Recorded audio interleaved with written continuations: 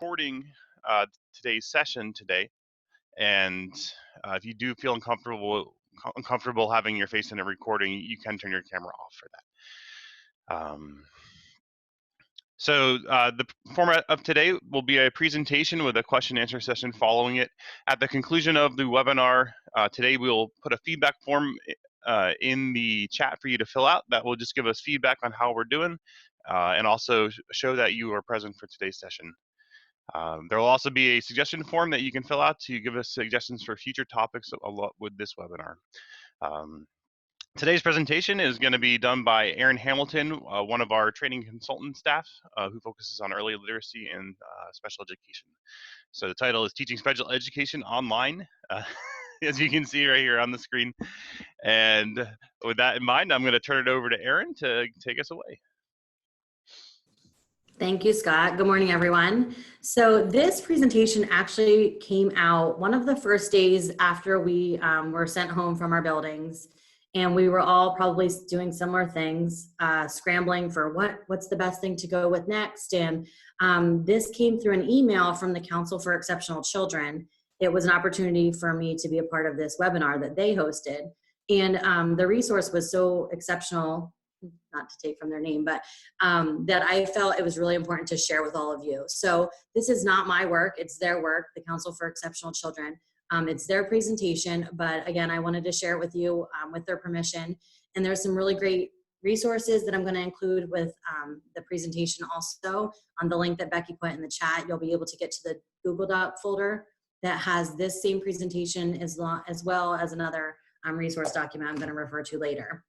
So some of the slides that I'm going to pass over are things that maybe don't pertain to us today, but again, on your own time, feel free to look through all of the slides that they have here for us. So like Scott said, the title was Teaching Special Education Online During COVID-19.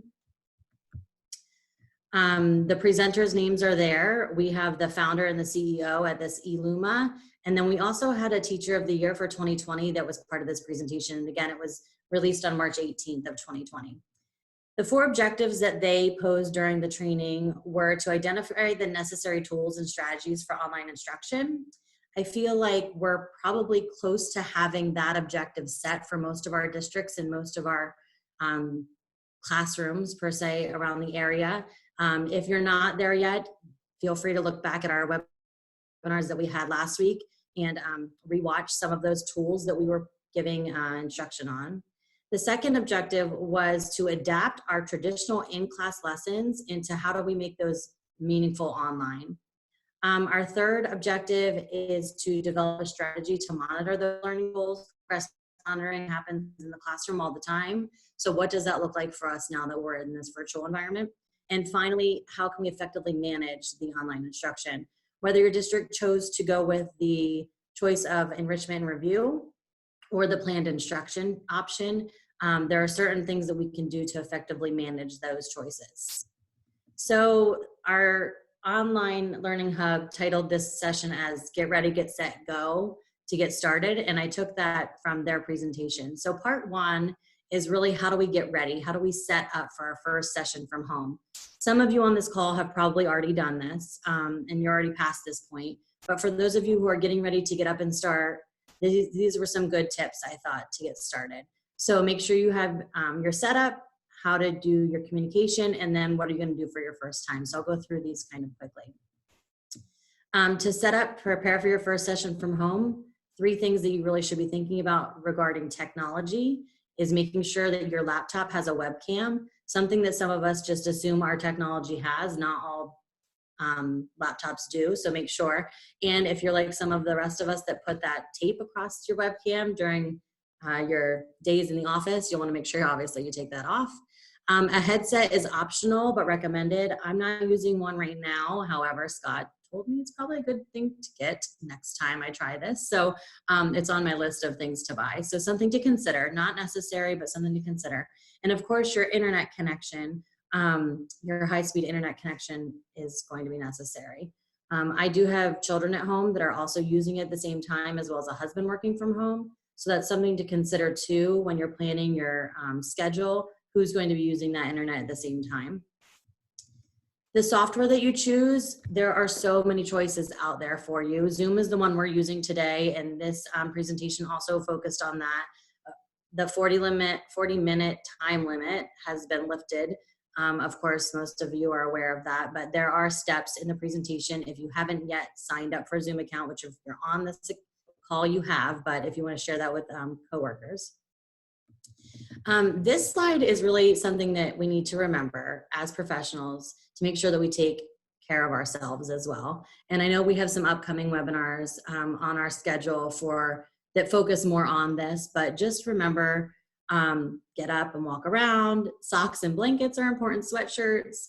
The professional look behind you, like I'm sitting in my dining room right now, but there are ways on Zoom to make that virtual background. So just some things to think about, but remember to take care of yourself. So that really was the setup. For communication, they're recommending that you consider who you're going to communicate with, how you plan to do that, and then the frequency of those communications outside of your sessions. So here's a sample of a daily routine. This is just a sample, not really totally a recommendation, but just an example of this teacher's daily routine. And she split it up into morning, a midday, and a PM. And what I really thought was interesting when I was looking through this is obviously she has her like exercise, shower, all of that. But I really liked how she added in make personal connections, or check and connect, or message colleagues. Like those are the things we want to try to remember to put on our schedules, not necessarily just the teaching part of it, but how we're going to continue those personal connections with each other. You know, no longer can I open the door and yell down to my colleague down the hall, but I still need to make sure I'm having those conversations with them about my routines and my teaching. So I really liked that she had those on her schedule as well. And I know I'm going quickly through this, but you will have access to look through all of this on your own as well. So when you're ready to go your first time online, here are some tips for that. It's kind of a 5-step plan. So create a schedule that both you and your students and families can see. So I encourage you to, when you are ready, to share that with your families, share it with them so that they can try to balance all of their home life as well. Like I explained to you, my husband's working from home, my 2 children are trying to do school here. So having schedules are really helpful so we can make sure we know who's supposed to be doing what when. Send reminders. If you're using an app like Remind or maybe Class Dojo, there's lots of options to do with that. But a friendly reminder to your families that you're going to be online at a certain time. Just like if we were in the classroom, you want to make sure you're prepared before you begin. So having the materials you're going to be using up your lap, on your home, so you're not searching through during your session. I think documentation is going to be a little different, obviously, now. So just remember to have some type of documentation during your lesson, just like you would be in the classroom, whether it's just a clipboard that you have next to your computer that you're just writing down some notes to remind you, of little things. And then finally, send that follow-up email to the family with next steps or assignments or deadlines. So just keeping that communication on. This was an example of what a teacher had sent to her students with directions of how to join her session. So the Council for Exceptional Children put this out there for anyone to use if they would like to, kind of gave your parents a step-by-step how-to get started. Part 2 is the Get Set. This is 8 strategies for online instruction. And I think as you listen to me say this, a lot of these are things we would have done in the classroom setting as well. For example, number 1, engage with your students. Just like if we were in the classroom, we'd want to be engaging. There are a lot of tools out there for you to use to engage with your students versus me just talking to you right now. There are much better things to use. So I would highly encourage you to look through those resources or ask for help with finding those resources to be able to engage with your students. Number 2, set clear expectations. I'm going to show you a slide in a minute that's kind of funny about that, but our students have never done this before either, most of them, as with us. So making sure we really are clear with what we're expecting from them. Number 3, create a supportive learning environment. We want to make sure we're being supportive for them to go through these new times as well as us. I think number 4 is maybe the most important on here, in my opinion. Foster personal relationships and have fun. Our students don't have the things that they used to have to come to school to motivate them. For example, music class or phys ed or orchestra. Those are things that sometimes kids really look forward to, that motivated them to come to school. So we want to make sure that our class is something that also they look forward to. They know they're going to have fun. They know they're going to have that personal relationship with you. Number 5, use a mix of existing tools readily available. We've talked a lot about this in the last week or so, about using things that the kids are familiar with, things that they have already navigated through. And although I think there's a lot of I think that's a great idea. However, I think to get that engagement going, sometimes a mix of something new is really going to be motivating for the kids to try. Number 6 is specific for Zoom, using breakout rooms for individual and group activities. This is something that classrooms are using all over the place. We've used it in our trainings as well. Through Zoom, if you play with Zoom a little bit, you can find the breakout rooms where you can assign specific students to go and work with each other. So although we're not face-to-face and doing group work, you can still set up that breakout room for them to do that. Number 7, smaller chunks and pattern of activity. Although they sit in front of us in a classroom for maybe 47 minutes or however long your period might be, if you're in elementary school, it's obviously all day. I would encourage you to make smaller chunks. 15 minutes of me talking to someone or you talking to a student might be long enough or just as long for them to hold their attention. So really consider that when you're planning your instruction. And number 8, provide prompt feedback. These kids have never done this before, most of them, like I said. So giving them reassurance of what they're doing is great or what they're doing is good enough is really important. So going through each one of these quickly, engage with your students, be present, be authentic, be personable. Let them know that this is new for you. Having those materials ready ahead of time.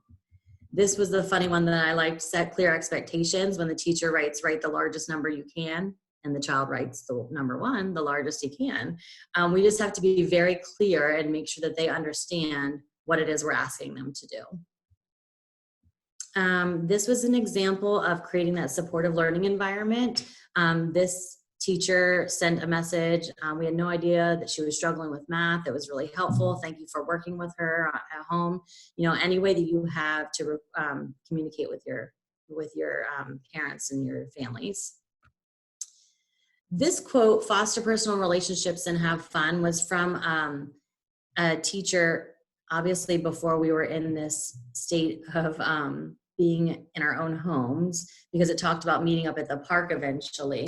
But the quote really talks about how students that got paired together to work together, that they didn't feel comfortable doing that in the classroom, but when they were able to do that during a chat, they actually worked really well together, and these students created quite a friendship that they wanted to plan up and meet at the park eventually, which is pretty funny because hopefully will happen sooner than later, but not right now. These were a few things that the Council for Exceptional Children recommended using. Google Forms is a great way for feedback, which you'll see in a minute. Scholastic has great resources, and if you were part of our webinar yesterday with early literacy, I did give that as a tool also. There's a few other ones on there that they'll talk about a little bit later. Here's an example of using those Google Forms to do check-ins. A really simple way for you to go ahead and send out a Google form, get some feedback from your families, and be able to have that information at your fingertips. This is the example of the breakout room that we were talking about through Zoom, being able to use the breakout room tool, which you can see the arrow pointing to there, talking about how to manually do it or automatically do it. So just some more steps for you when you go back and revisit this, you could look at that.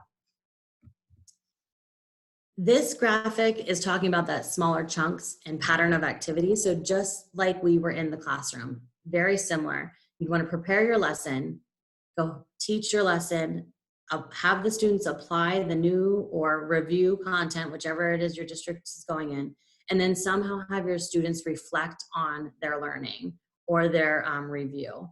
And also you as a teacher could take that as well. This also goes with something that we would do in our classroom. You provide the instruction, You're going to assess whether it's formally, if you're going with planned instruction, or informally if you're doing just a review and an enrichment activity, and then you're going to give your students feedback. But along the way, the students' responses and your responses are going to have you as the teacher adjust your instruction, or the students will need to monitor their learning and be able to adjust that as well. So your feedback is going to allow for that adjustment to happen between you and your kids. And then finally, part 3, go. What does this high impact online instruction look like? Because I think that's the question we're all asking. You know, we just want to see it. Whenever we get a new curriculum in our hands or a new program in our hands from our districts, we just want to see what it looks like in action. So this part 3 I thought was helpful. What are some examples I could use tomorrow? And what are some tools that exist that model best practices of teaching online? So this slide gives you those 5 steps to your high impact instruction. So they're recommending 1, write out your learning outcomes. So the students will be able to maybe give 2 or 4 things. And again, if your district is going with your review and enrichment, you want to make sure that those learning outcomes are something that you've already taught in the classroom prior to now. If you're doing planned instruction, then that's going to look a little different for you. Same thing with number 2, create your assessment. In the end, what is my long-term goal? What do I want them to be able to do at the end of this lesson? And again, depending on what route your district is going, you want to make sure that that is just a review and enrichment and not an assessment for any grading purposes if you're just doing the review and enrichment path. You want to make sure you create your learning materials and your activities. Again, that combination of resources, being able to engage your students, and then somehow try to sequence your learning materials to create the best learning experience. And this is going to be kind of a trial and error style thing. You know, try it set up one way, reflect as a teacher. If you don't think it's the best, adjust it the next time.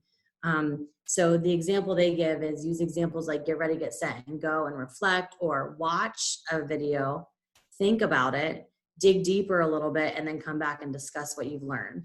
So it doesn't have to be you, the teacher, instructing them for 40 minutes, like I said, for online on a Zoom. Give them something to watch, give them something to think about, ask them to dig a little bit deeper or apply it, and then have a conversation about their learning. You'll want to make sure that you give them the instructions and those clear expectations for step number 5 then, and clarify that they understand your expectations. This was an example learning lesson plan, which I'm going to skip over so that we can get through the rest, but there's that for you to look through. This was an example from another resource that they gave where you could assign a video for the students to watch, again, move them into the thinking part of it, ask them to dig deeper, and then discuss. So feel free to browse through those resources. What do we do if our students have no internet? This is something that Becky and I have been trying to pull together some resources for. There are a lot of different choices. My biggest takeaway from this is don't allow that to stop you from doing instruction for the rest of your kids. There are great resources out there that are paper and pencil and printed off resources. We're hoping as an IU to be able to bring you some of those resources soon, but don't allow no internet to hold you back from these online virtual sessions. There are ways to go about having students be able to review and get enrichment with no internet. This is an example of an assignment that a teacher sent home. I'm going to keep going to show you a few more things before I run out of time. These are things we know as teachers. No 2 students are alike. If they have low and no tech, then that's okay. We have options for them. Offer student choices on how they demonstrate knowledge. I feel like as teachers, we say this all the time. I just wish we could not use the standardized test that my program's giving me on every Friday. These are the times that we can go do that. Take advantage of those things. How can we let students demonstrate what they know? Even if we're in the review and enrichment, what a better time to explore with some of those resources. How can they show me what they know in different ways, in different formats? And allow students to share their understanding. Here's an example of creating a theme song for a character in a book, which is a great resource. I'm going to scroll through these pretty fast, sorry.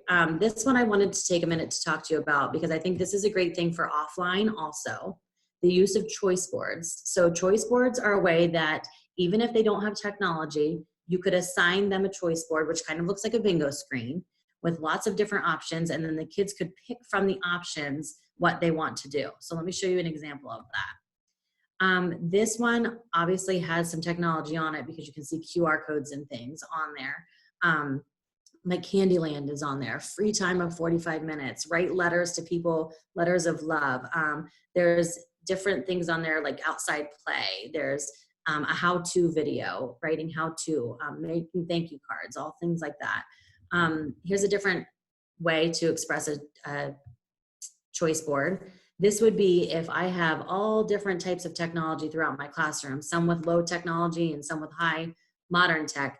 This gives them some choices to go through Twitter and UDL and explore a little bit.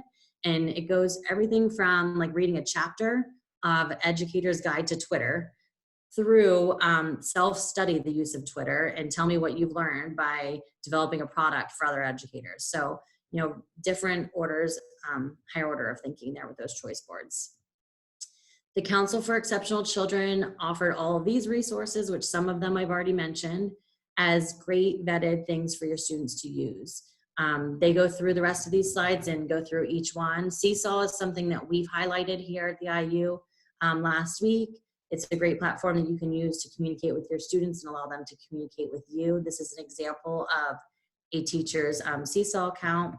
And this is an example in Seesaw, there's an active library where you can choose lessons that are already created to push out to your community. So this was an example of a daily reading routine and how you could have students read to you. Maybe our speech and language teachers on the call would appreciate this and be able to use this tool, but allowing your students to record their voice or themselves speaking or reading and then send it to you.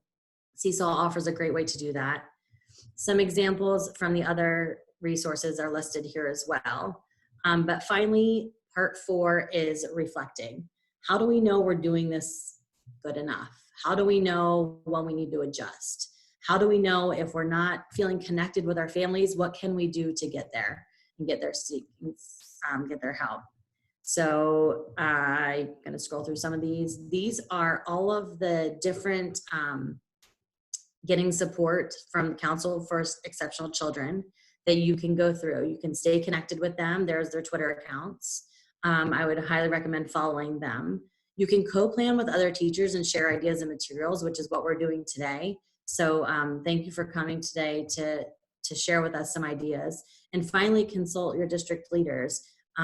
Anyone in your district that has different tools or supports that they can offer for you. And at the very end, the last slide, they link some free resources. And the one I wanted to show you really quick was this best practices for educating online. Real quick, I'll just show you this resource. It's in the folder that you're going to get the link from Becky if you didn't. So this is also from Council for Exceptional Children, and it's 8 pages long, but it goes through everything that the slides go through pretty much. And there's the table of contents there, so you can kind of get to the part that you need to know. So I would highly encourage looking through this. There are some links throughout the document that will help you get to certain tools that we talked about today too. So I'm gonna leave time for questions. I wasn't able to keep up with the chat. So Scott and Becky, can you help me with that? We're on it. We got it. Great. Okay, great. What questions can I answer? I'm going to go ahead and let people unmute themselves at this point. Okay. So before I do that though, in the chat, I'm going to post the links. So we're going to do question and answer here and you can stick around and do that. But in the chat are just the links for the feedback form and the suggestion form, and also our webinar website that'll show you upcoming events. Later today, we'll have the schedule for next week posted on there. So check back to see what we're doing next week. And I also encourage everybody to come on Friday for a coffee and conversation. Friday at 9, it's an open conversation about any of the stuff we've been talking about or anything you might need to talk or feel like you want to talk to somebody about, or if you just want to feel connected to other educators. So those links are there. With that in mind though, I'm going to allow you to unmute yourselves at this point. You can ask questions in the chat or use your microphone. Go ahead.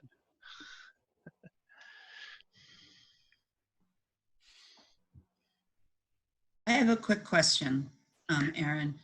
So I know I work with a couple teachers that are here right now, and I know that a couple of their learners are pretty naive learners. And we talked about this, I believe, in another session the other day about the learners who, when they're even at school physically with teachers, may have a really hard time, staying with the teacher at a table, or even if the teacher's trying to sit on the carpet working with the student. And oftentimes the student might have like a BIATA nurse or somebody else with that student. And I know a couple cases where they will have these BIATA nurses in the home with them. So the BIATA nurse might be sitting with them, while the teacher does this online instruction. So is there any suggestions for kind of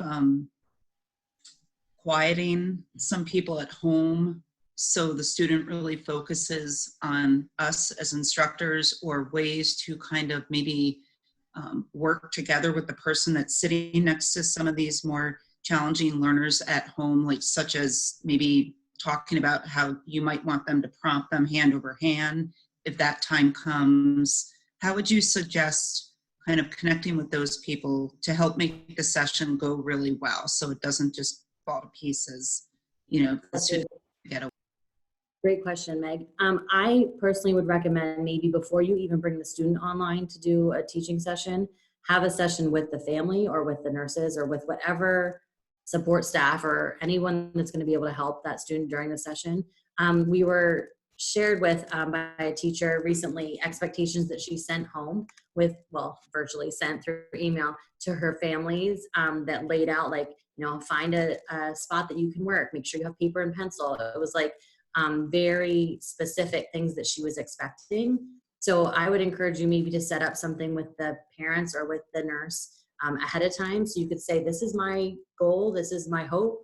How can we make this the best for this kid? Or how can we make this the best for your student or your child? I know that's going to take a lot of work and a lot of time for a lot of you because you have so many different needs. But I do think just like when we start a classroom at the beginning of the year, we really set up our expectations, and it might take some of us a week, it might take some of us a month. I think it's really important to do that here as well. This is all new environment for us, so we almost have to think about it as like setting up our classroom for the first time. Hopefully that's a little helpful. No, thank you, it is. And another teacher and I even talked about using like a nonverbal signal that we discussed beforehand to add a nurse that is sitting next to the students, so they would know that that means. Oh.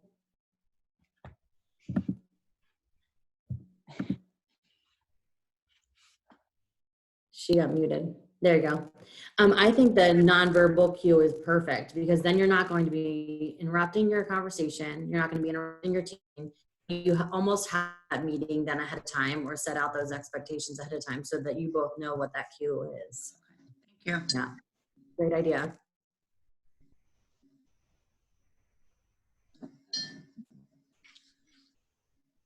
Other questions or thoughts? Okay.